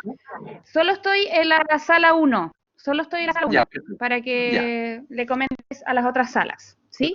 ya. Tenemos diferentes temas No, durante la presentación, así que como las resumí, ¿me escuchas? sí, te escucho. Ya, Bien. Una de las preguntas tiene que ver con la individuación y de diferentes maneras te preguntan respecto a si hay ciertas condiciones que puedan propiciar como esta individuación o la apertura hacia ese viaje o que en el fondo dónde podemos buscar esos espacios, en el fondo va como hacia cómo propiciar un poco este viaje. ¿cómo propiciar el viaje a la individuación? Yo creo, la pregunta es, para todas las salas, ¿cómo se podría propiciar, yo diría que facilitar, tal vez sea, cómo se podría activar este proceso de individuación? Por ahí va la pregunta, ¿verdad, Fran? Claro, Ya, sí, ok. Em, yo creo que esto es una opinión personal, ¿ya? ¿Ok? Esta es una opinión personal. Em, yo creo que el proceso de individuación no depende de la voluntad del yo, sino que depende de que algo interno eh, se mueva para generarlo. Entonces, eh, como el proceso de individuación en general es doloroso, nadie en su sano juicio va a querer estar en el proceso de individuación. Y tal vez, como no sabe qué cosa es el proceso de individuación, quiera estar en el proceso de individuación. Eh, ahora, uno podría decir, tal vez voy a cambiar la pregunta, porque, y podría ser, ¿cómo yo podría propiciar un mejor encuentro conmigo mismo? ¿Ya? Que de alguna manera sí ayuda y está en la línea del proceso de individuación. Porque yo podría hacer cosas para encontrarme conmigo mismo, con mi propio ser, que se encuentra adentro, eh, sin estar en un proceso de individuación, sin la crisis que el proceso de individuación implica. Eh, si seguimos este mapa que muestra Jung, si seguimos este mapa que muestra Jung, una cosa importante sería por lo menos anotar los sueños, por lo menos anotar los sueños, anotarlos y tener un registro de sueños. Eh, pero ¿qué le ocurre a la gente al anotar los sueños?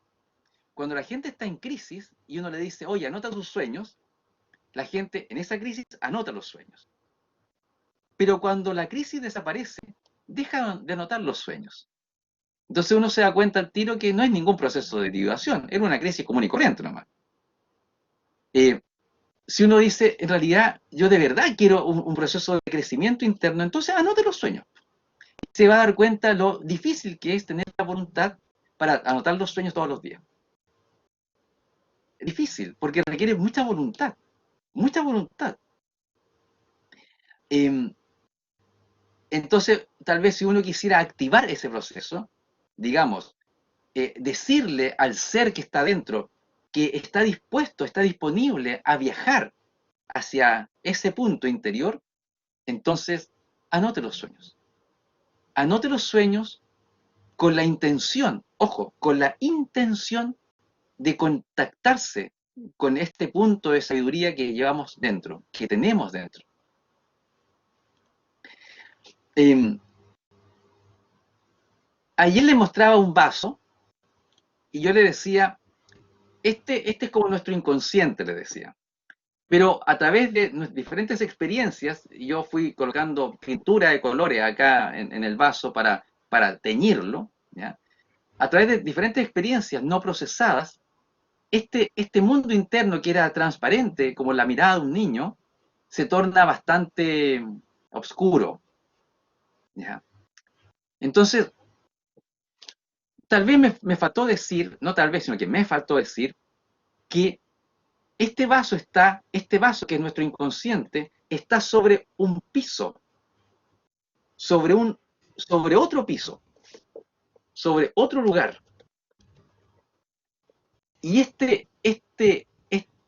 esta base sobre la cual se encuentra nuestro personal inconsciente, esta base es otro mundo. Es como si debajo de este vaso hubiese otro mundo gigantesco. Y ese mundo gigantesco es lo que Jung denomina inconsciente colectivo. Me permiten hacer un dibujito, ¿ya? No sabía cómo explicar esto, así que voy a usar una pizarra, ¿ya? Porque la pizarra de este sistema no me gusta. Eh, y este dibujo se lo hago a mis alumnos para que puedan entender. Eh, este vaso es como tu inconsciente y tú eres como una persona que está sobre tu inconsciente. Y acá están todos los conflictos que tú tienes producto de esta vida. Pero este inconsciente está sobre un verdadero océano, un mundo enorme acá abajo. Y este océano, Jung le llamó inconsciente colectivo. Es decir, si dos personas tienen inconscientes distintos o tres personas tienen inconscientes distintos, es porque son tres personas diferentes, con vivencias diferentes. Pero si profundizan en ellos mismos, los tres van a llegar al mismo mar común, al mismo océano común. Y este océano común es el inconsciente colectivo. ¿Dónde está el ser? El verdadero ser. En el punto intermedio, en la frontera entre el inconsciente personal, que es esto, y el inconsciente colectivo. El viaje es hacia adentro para encontrarse con el ser. Y el ser, a su vez, cuando ve que el tipo está viajando, manda mensajes. Y esto es bien interesante. Manda mensajes hacia arriba. Manda sueños que orientan. Porque hay una intención. Este sujeto del mundo exterior le habla y le dice, guíame. Y, y no solamente es una petición, pero porque es una acción concreta. Yo anoto mis sueños y tú guíame. Ayúdame. Parece un poco loco, pero por algo les expliqué el proceso de Jung. Para mí era muy importante que ustedes entendieran cómo Jung inventó la teoría. No la inventó, la vivió, la vivió. Entonces, si está la intención de hacer el viaje, anote sus sueños, píntelos, dibújelos, como acto, como un acto sagrado de conexión, como un acto sagrado de respeto hacia ese mundo interior que tú no conoces, que es un perfecto desconocido, es ese territorio totalmente nuevo que no sabes qué hay. Crees saberlo, pero cuando uno se mete un poquito, se da cuenta que no tiene idea. Es un viaje de conocimiento, de autoconocimiento, para descubrir quién eres, para descubrir qué eres, a veces de dónde vienes, y a veces hay grandes sorpresas. Otra pregunta. Me quedé pensando ya en lo que dijiste. Te quedaste pensando en lo que Muchas dije. Ya, gracias. muy bien, muy bien. Sí, preguntar nada más. No. En una de las salvis se hicieron varias preguntas en torno a qué opinaba Jung de los alucinógenos, si estos pueden potenciar ciertos caminos en torno a la individuación o Oye, no. Yo sé que es un ¿y qué tema está en la complejo mesa estar en para una sala de la buscar? universidad. Adivina, adivina. Sí, son nuestros No, queridos estudiantes. por Dios, no hay caso, cabros, por favor, paren de disfrutar de la vida, hombre. Ay, Señor, voy a orar por ustedes, voy a orar por ustedes para que el ser los ilumine. Eh, ¿Sabes qué? Si algo escribió sobre eso, yo no lo he leído.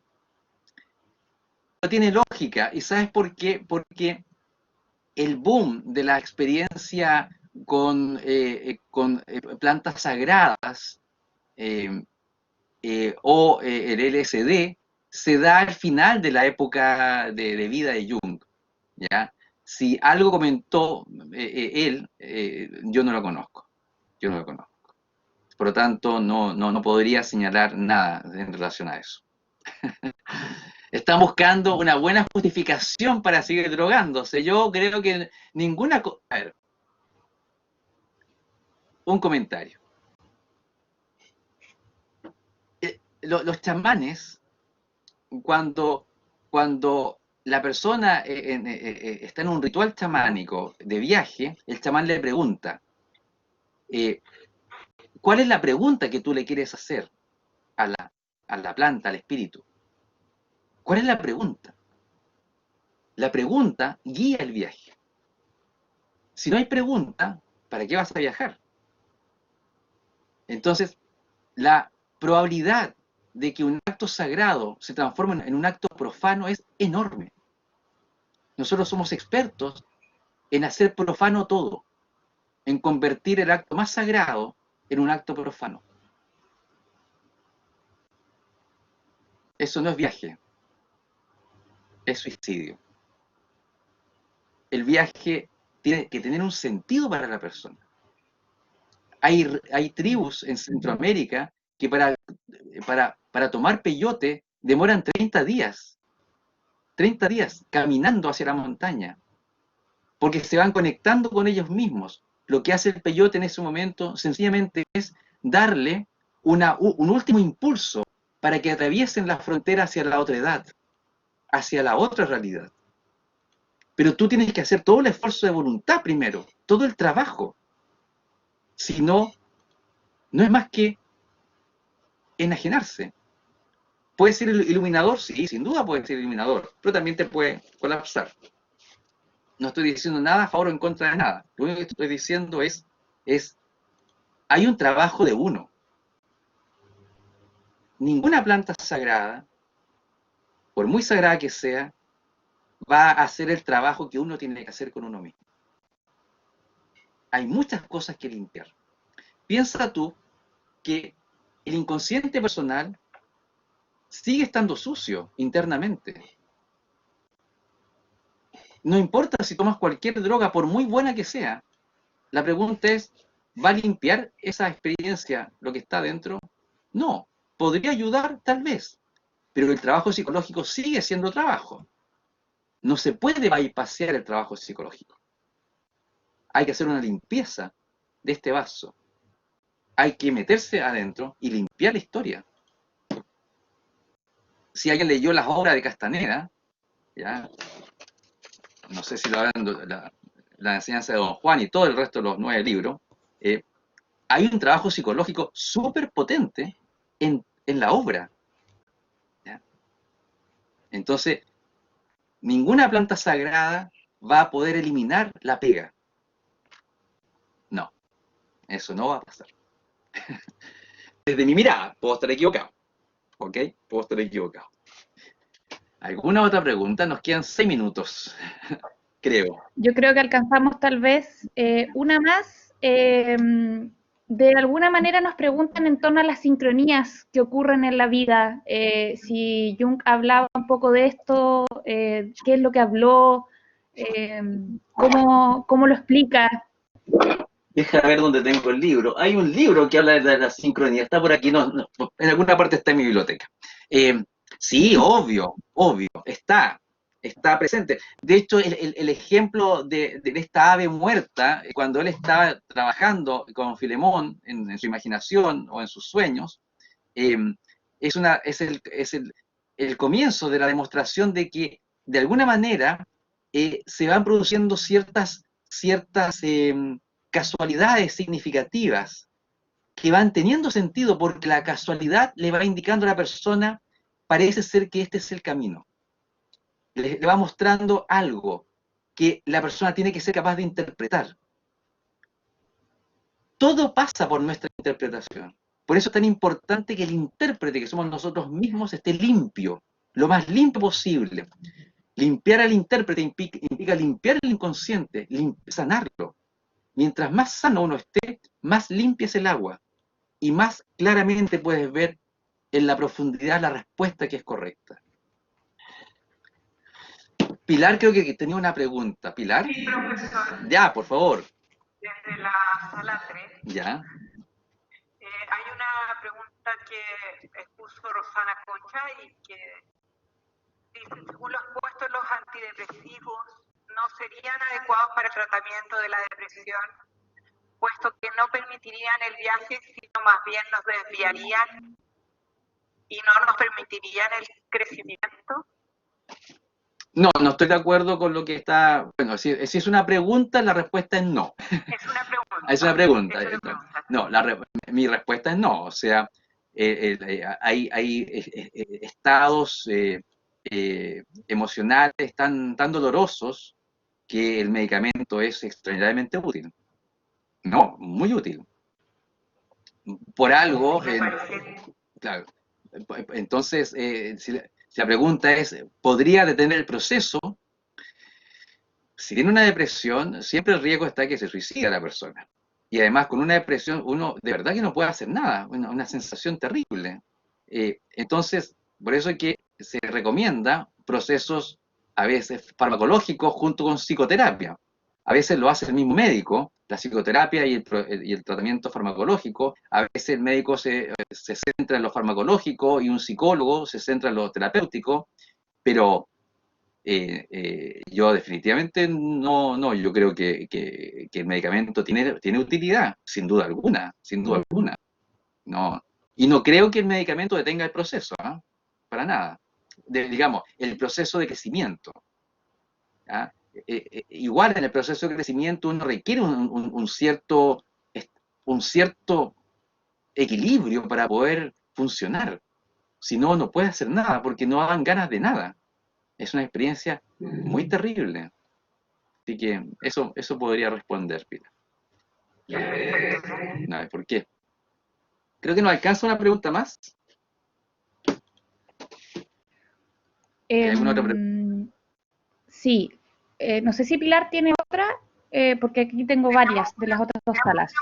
Pero ya. En relación con las imágenes, nos pregunta Pilar, ¿se ve bastante alusión a los contextos religiosos? ¿Eso sea por el entorno social y se contamina el imaginario para plasmarlo gráficamente? ¿O no tiene relación con y son imágenes aleatorias que van surgiendo? Las imágenes siempre se van a ver un poco contaminadas con los elementos culturales de cada uno de nosotros. Es como inevitable. a medida que se va profundizando en el psiquismo, las imágenes se tornan más puras, por así decirlo. Pero es bastante inevitable que haya una contaminación de los elementos culturales. Y pensemos que si la persona vive en Oriente, probablemente sus imágenes van a tener muchos elementos de Oriente, porque esa es su cultura. Entonces, se mezclan elementos que fueron instalados en la mente desde afuera con elementos que vienen desde adentro y que no hay cómo entender por qué están ahí. Entonces, esto se empieza a juntar. Eh, Elementos e imágenes que son propias de mi entorno cultural, con imágenes que a veces no tendría la persona de dónde sacar, porque realmente son como nuevas. Entonces hay una mezcla entre lo exterior y lo interior. Es esperable, es esperable. Fran, ¿había otra? ¿Sí? ¿Sí? Mira, nos hacen una pregunta que es bastante distinta a lo que ya has conversado, pero que habla en torno a si Jung hace referencia al concepto ya más de amor o qué dice al respecto en torno a ese concepto tan amplio, de una respuesta que puede ser muy amplia, pero ¿qué podrías decir al respecto? Mm, que no lo sé. No, como me dijo un profesor una vez, si no sabe, no engrupa. Entonces, no lo sé. Si habló del amor, así como el amor, amor, eh, a ver, busquemos, oye. ¿Habrá hablado del amor? No. Sí, bueno, seguramente habló del amor, pero no es algo que esté... eh, a ver, ¿qué es el amor? El amor es un afecto, ¿ya? Eh, por lo tanto, puede estar presente. Voy a tratar de responder lo más cercano a la teoría que se me ocurre. Mañana, cuando veamos el tema de los sueños y de otras imágenes, eh, eh, les voy a contar algo sobre las funciones psicológicas. Y el amor como sentimiento se encuentra en una de las funciones. La carga afectiva del amor es una de las funciones. Porque se ubica dentro de una rueda de funcionamiento que plantea Jung.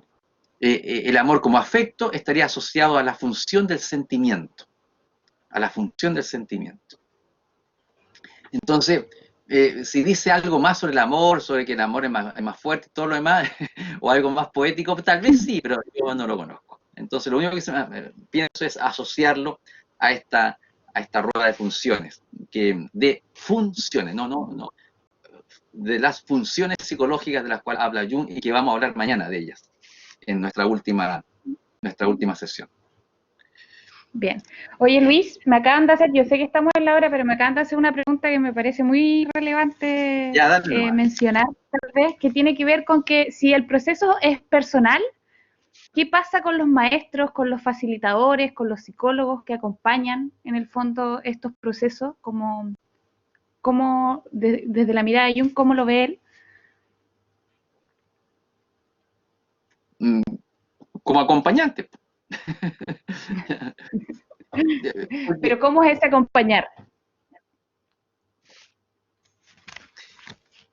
A ver, yo creo que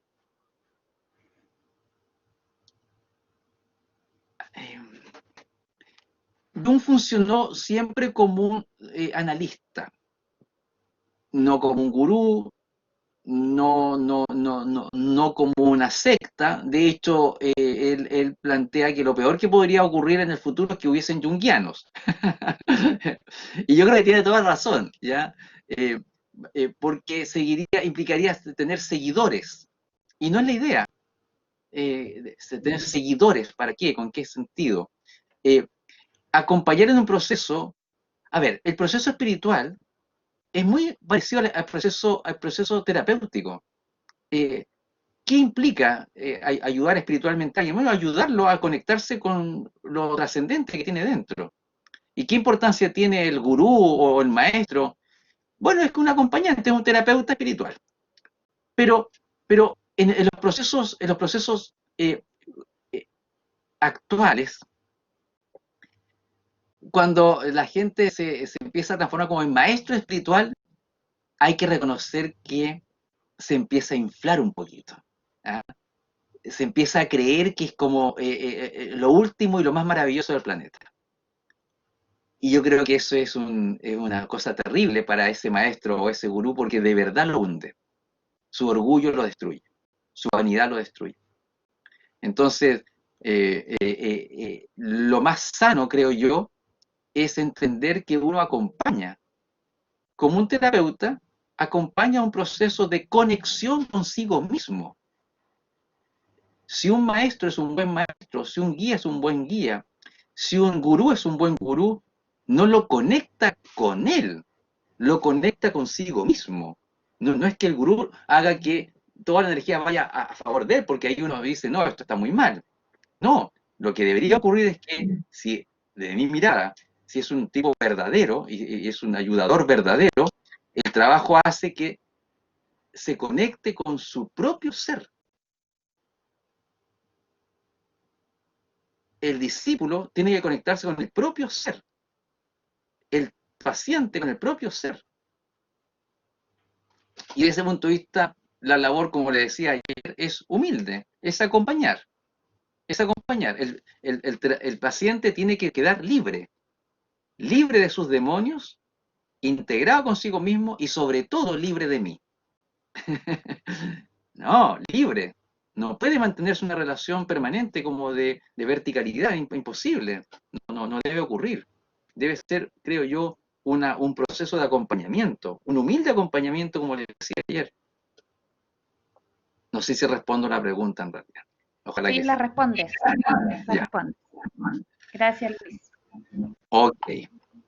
Todos mañana invitados a nuestra, vamos a ver si aguantan una sesión más. Vamos a ver si aguantan una sesión más. Invitados e invitadas a nuestra última charla de este ciclo de Jung. Me alegro que estén acá.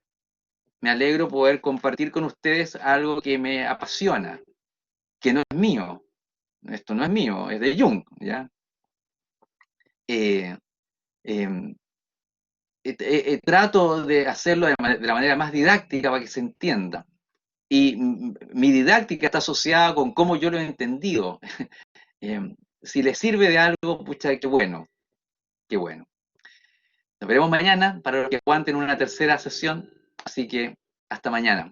Que tengan una muy buena noche y que sueñen con el misterio. Chao, que estén muy bien.